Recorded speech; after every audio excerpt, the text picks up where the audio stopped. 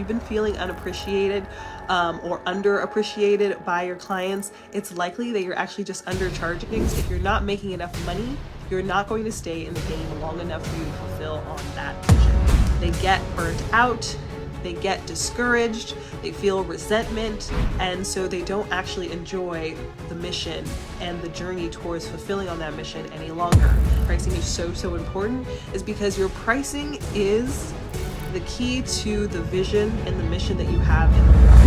If you priced based on what you think people will say yes to, which is really just pricing based on a fear of rejection, I just want to make sure that you're making the kind of money that is suited to the value that you're bringing. Most of us don't feel comfortable asking for what we're worth, and that goes down a long line of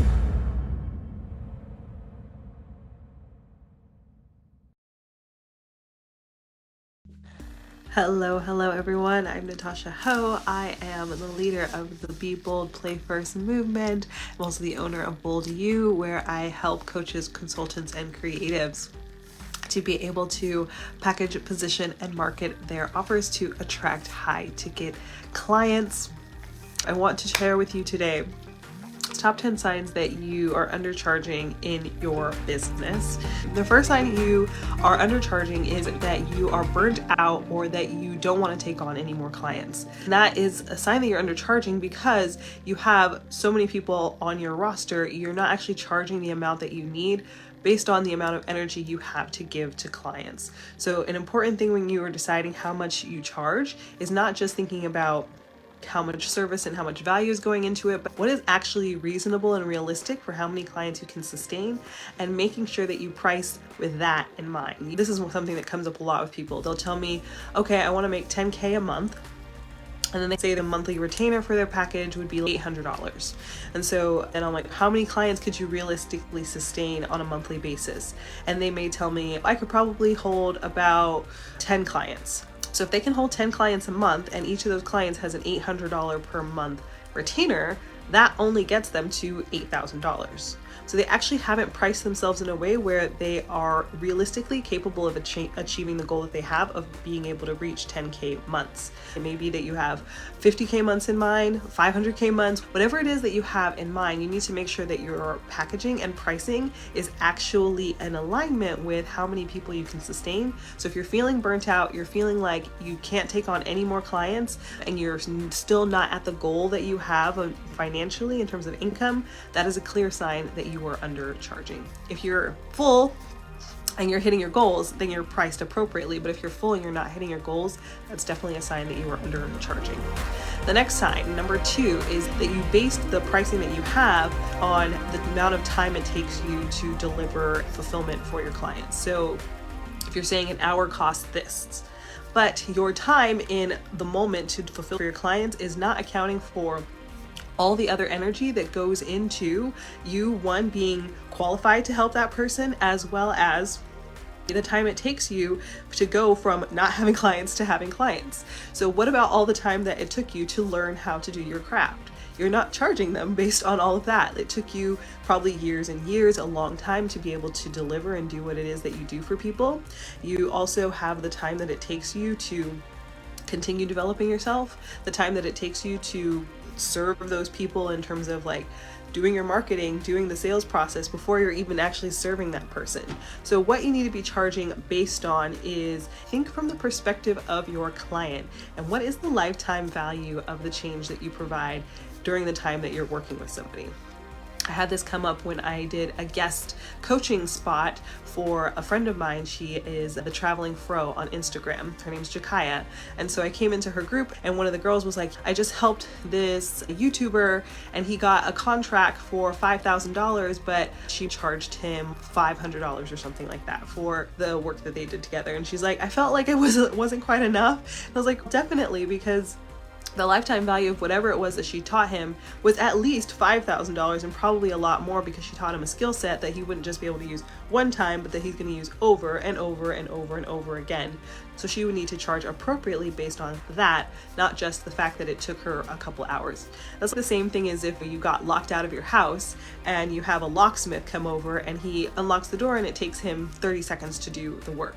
He's not going to be like, it only took me 30 seconds to do that work, so I'm only going to charge you 50 cents. No, he's going to charge you based on the value. How important was it to you to get back into your house? Very, very important. And he's going to charge you appropriately. So it's probably going to cost you like $200 just for him to come out to your house. Whether it takes him 30 seconds, 30 minutes, 30 hours, it's going to charge you based on the value of you getting back into your house, which is very valuable to you. All right, number 3, you close every sales call and you never get any pushback from people. Every time you get on a sales call, everyone says yes, and they're a super easy sale. That's a really nice experience that everyone says yes, but it's also a clear sign that you're not charging enough, because that means that you are undercharging, so that there is absolutely no one who has any kind of friction in the sales process in terms of being like, I have to make a decision around exchanging this money for the value that I'm going to get on the other side of this. So if you're getting no pushback ever, this is a sign that you need to raise your prices. You're undercharging for your services. Number 4, you priced based on your old salary. I see this a ton when people come in from the corporate world. They come in from having a specialty in the service industry, and then they come to start their own business as an entrepreneur, and they'll think about, how much money did I make when I was working in corporate? How much money did I make per hour when I was doing this for someone else? Again, this goes back when it comes to charging based on the hour. We want to be charging based on value, not charging based on arbitrary numbers. When you were working for that company, were you actually being paid your full value? You know you weren't. Of course you weren't. Those companies are trying to maximize their bottom line, not yours. So you really want to make sure that you're charging based on the lifestyle that you want, ultimately, not pricing based on what was optimal for the company that you used to work for. The next thing, number 5, you copy what you see others in your industry charging. If you are looking around your industry and just seeing, this is what everyone else is charging, so I'm going to pick something in the middle. First of all, you don't know where those numbers came from. The pricing needs to be specific to what it is that you're trying to create in your business and in your life. So if you're just copying other people's prices, you are going to be copying their life. Who knows what kind of life they're living? They could be super broke. You have no idea. Your pricing is very personal, and it needs to be based on the value that you're bringing as well as the lifestyle that you're trying to create for yourself. Another sign you are likely undercharging is that you're taking your pricing advice from people who are in your space who are making the same amount of money or less money than you. Don't take advice from broke people on money. They don't have any money. So why would you take their advice on being able to get more money? Same thing when it comes to your pricing. If you are trying to price your product in order to create the lifestyle you want, make sure that you're taking advice from people who have the lifestyle that you want. Make sure you're taking advice from trusted sources that will help you to get there, not from people around you who are creating the result that you no longer are interested in having. And you need to be talking to people that have more. So make sure that you're getting into spaces, you have mentors, you have a community, you have a social circle of people that are able to speak more into you, that they're able to talk to you about what's possible. They're able to talk to you about pricing yourself in a way that's appropriate for where you want to go and not where you're currently at. Next thing is you are pricing yourself based on what you think people will pay. So if you have picked your pricing and you're like, I think this seems like something that people will say yes to, you're pricing yourself based on the fear of rejection, instead of thinking of, this is the number that I'll feel really good about, so I can deliver excellent service to my clients and I'll feel really excited and happy to show up and serve them. If you're thinking about their budget and you're not thinking about the value that you're providing, it's a clear sign you are undercharging. And people do have budgets, but people are always going to have a negative feeling about money going out. That's just a natural thing. It doesn't matter how good the thing is you're getting in return. You can always come up against some level of friction when people are making the choice to spend money. But if you're thinking, I just want to avoid any kind of pushback, any kind of friction at all, so I'm just going to price my stuff based on the way as many people as possible will say yes, and I'll never have to hear a no, that means you're really pricing from fear. The next sign that you are undercharging is that you're offering custom pricing to every single client. I don't mean that you can't customize what it is that you do for clients based on their needs. There's lots of industries where it makes a ton of sense for you to customize the packaging, and that you will hear what somebody needs, and you'll make sure that you customize it to suit that particular person, and so the pricing may shift based on that. But you should have a really, really clear understanding of what your hard costs are, and you should have clear packaging elements in your business so that you know when you're creating these custom packages exactly how to price them. So your pricing should not be custom to every single person. Your packaging can be custom. I did this as well. I would hop on the phone and somebody would be like, this is the problem I have. And then I'm sitting on the phone trying to come up with a package off the top of my head. And even sometimes people will do this where they get off the phone and they'll come up with a package and the pricing, but because they don't really think exactly how much money they need to create the lifestyle that they want, they'll still undercharge. So I used to do it on the fly, and then I would get off the phone and I'd be like, damn, I just still didn't charge enough for that. And I would feel so upset with myself because I'm like, I just said the number that felt comfortable. And typically the number that feels comfortable is going to be a number that is undercharging, because most of us don't feel comfortable asking for what we're worth.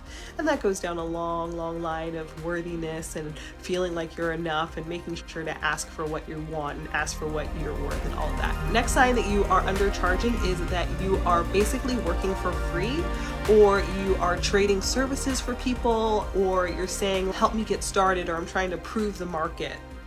If you're working for free, pretty obvious you are not charging anything for your services. There's always value associated with you delivering for someone else, no matter what capacity that's at, no matter how early you are in the process of starting your business. There is a time and a place when you are starting for you to be able to do some proof of market, work with people to make sure that you really understand their problems and you do market research. There's a place and time to do that. And if you are completely starting out and you've never experienced working with a client, there might be value for you in working with somebody for a very small retainer, or to do it for a short period of time where you are not charging for your services. But I don't want to see anyone working with people for months and months on end, getting them incredible results and still not charging them, or still saying that they have to prove something. So if you work with somebody for a few weeks, a month or two, now you're at a point where you have some proof of concept, you have a testimonial or a case study that you can lean into when you're marketing. Now you should start charging. And it doesn't have to be that you go from 0 to 100. You can start charging and graduate your pricing up as you go and you build your confidence.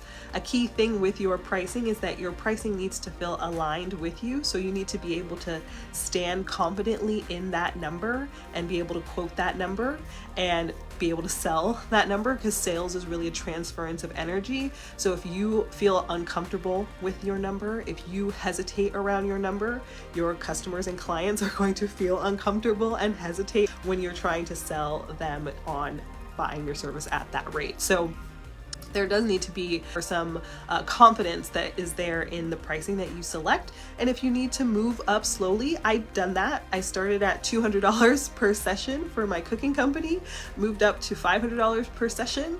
I moved up to $5K for some of my programs, and then $10K, and then $20K, and now $30K. And eventually I'll move up and beyond that point as well.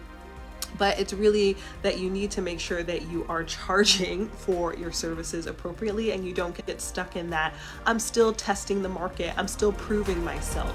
The last sign that you are undercharging is that you have priced your services based on the lifestyle you have right now and not the lifestyle that you actually desire.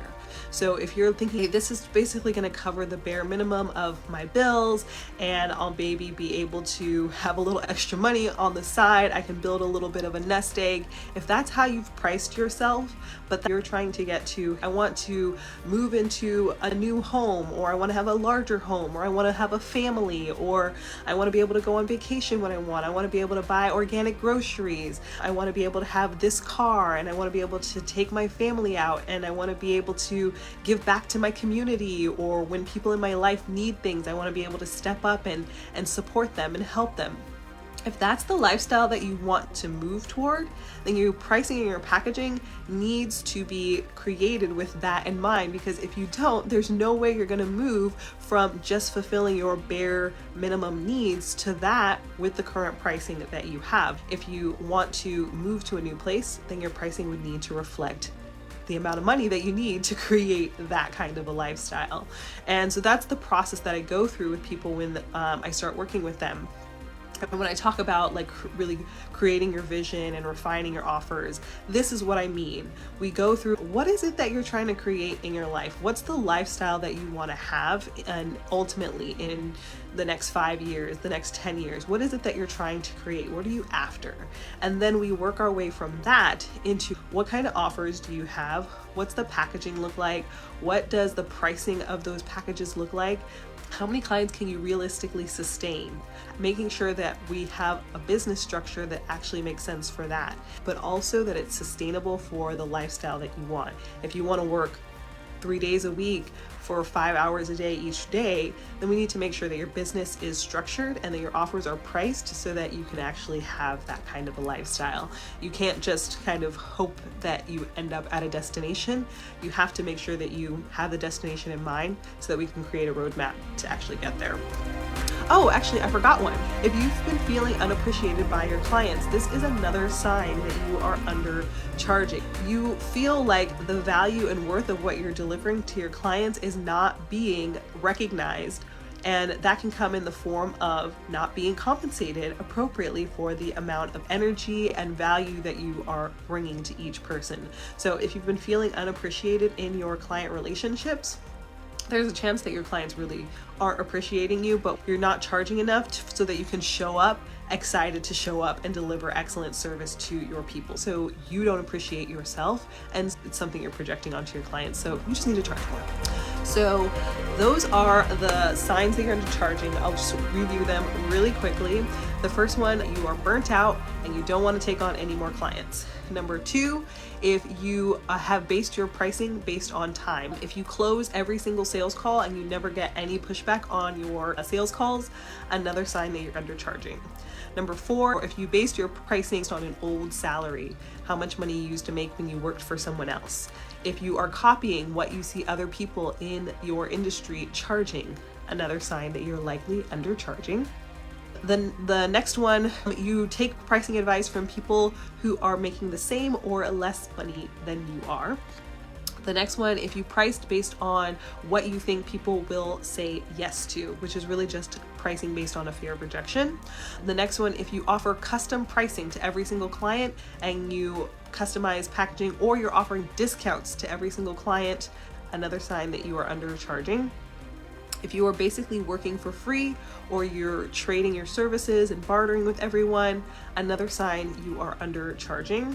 And if you've priced your offers based on the lifestyle you currently have and not based on the lifestyle that you ultimately desire, that is the final sign that you are undercharging. I actually think I gave you more than 10 signs that you're undercharging, but all of them very, very important and key indicators to me and to you that you need to revisit your pricing if any of these are showing up for you, because there's an opportunity for you to adjust your pricing and create more of the result that you want in your life and in your business. Last thing, if you're not signed up yet, please sign up for Bold Money Moves. This is another place that you can go to be able to work with me around pricing and packaging your offers. So it's a free 3-day challenge. I'll be working with you each day of that challenge to help you with the pricing, the packaging, and the acquisition and attraction of your ideal clients. To get the details on that, use the link in my bio. You can sign up there. It's going to be inside of my Facebook group, High Ticket Marketing Master. Please join me, and we'll be starting in a little over like a week and a half. So make sure you're signed up to join me there.